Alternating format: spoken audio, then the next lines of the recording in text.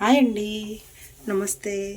ఈరోజు పచ్చి రొయ్యలు కర్రీ చూపిస్తాను. మొన్న బెండకాయ వేసాను కదా, ఈరోజు కర్రీలాగా చూపిస్తాను. ఆయిల్ వేసుకుందాం.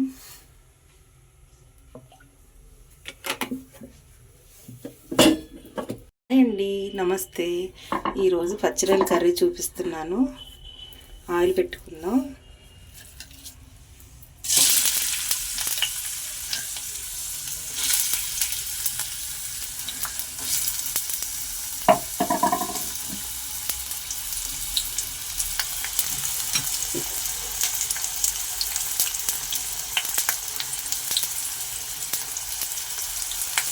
తగినంత సాల్ట్,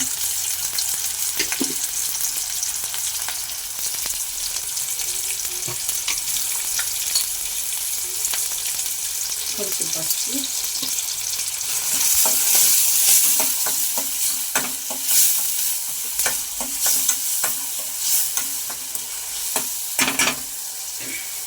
చెప్పే కదండి డైరెక్ట్గా రొయ్యలు వేసే కంటే కొంచెం సాల్ట్, కొంచెం పసుపు వేసి స్టవ్ పెట్టాలి. వాటర్ ఏం పోయొద్దు. వాటర్ అన్ని ఎగిరిపోయినాక ఇలా వస్తుంది. ఇలా వేస్తే రొయ్యి నీరు లాగదండి. మనం ఎట్లా వేసిన అట్లా పొడిపొడిలాడుతూ ఉంటుంది. బాగుంటుంది మసాలా రొయ్యలు. మొన్న బెండకాయ పచ్చిరొయ్యలు చూపించాను. ఈ పచ్చిరొయ్యలు ఫ్రై కాదు కానీ కర్రీ లాగా.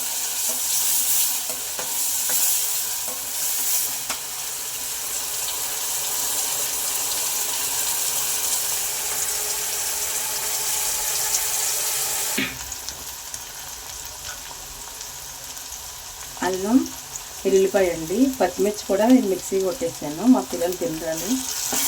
పచ్చిమిర్చి, అల్లం, ఎల్లుగడ్డ. పిల్లలు పచ్చిమిర్చి తింటున్నారండి, అందుకే ఎక్కువ అట్లా వేస్తాను. ఇదొకటి మిక్సీ అవ్వాలి.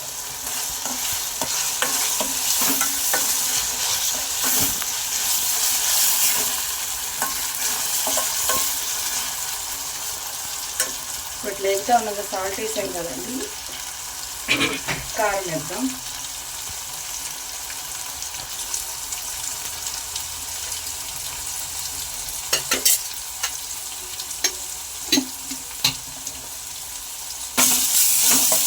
మేమైతే కారం ఎక్కువ తింటామండి. మీరు క్వాలిటీ చూసుకుని వేసుకోండి, సాల్ట్, కారం. ఇప్పుడు మనం ఆల్రెడీ కొంచెం బాయిల్ చేసుకున్న స్టీమ్ ఇవి వేసేద్దామండి.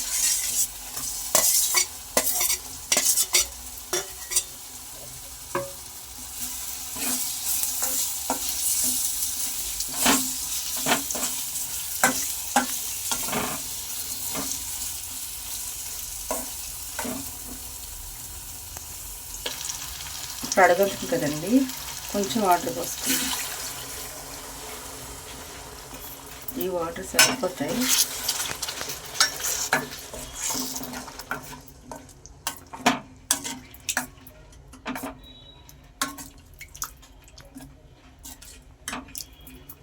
ఒక 5 minutes ఆగినాక చూద్దామండి. ఇలా దగ్గరికి వచ్చిందండి. ఇప్పుడు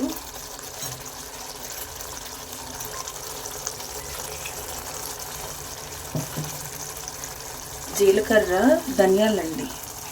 ధనియాలు కాదు, జీలకర్ర, మెంతులు ఎన్నో కాదండి, ఒక 5-6 మెంతులు అంతే చాలు. సేద వచ్చేసింది, కొద్దిగానే కొంచెం ఉంది కదా, ఎందుకంటే కొంచెం మెంతులు, జీలకర్ర వేయించి పౌడర్ చేసుకున్నది.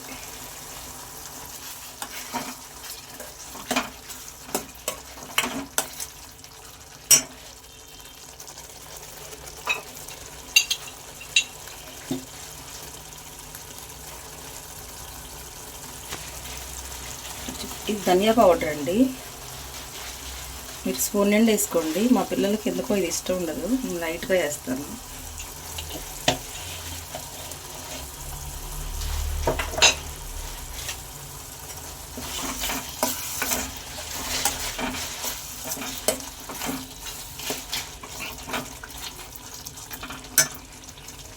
అయిపోయిందండి, కొత్తిమీర వేసేస్తాను.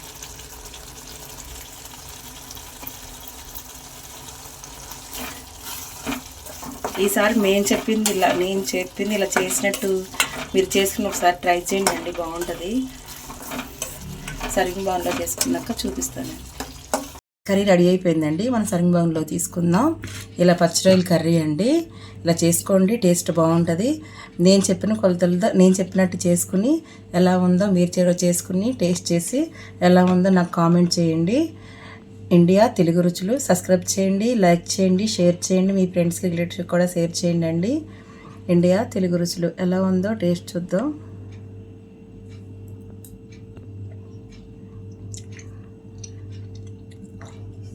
చాలా బాగుందండి. మనం డైరెక్ట్గా వేయలేదు. ఫస్ట్ కొంచెం బాయిల్ చేసామంటే సాల్ట్ కొంచెం పసుపు వేసి, అందుకే నీరు లేకుండా పొడి పొడిలాడుతా బాగుంది.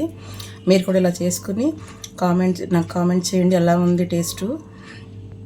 మా పిల్లలకి ఇష్టమైన పచ్చిరొయ్యల కర్రీ అండి. ఉంటానండి, బాయ్.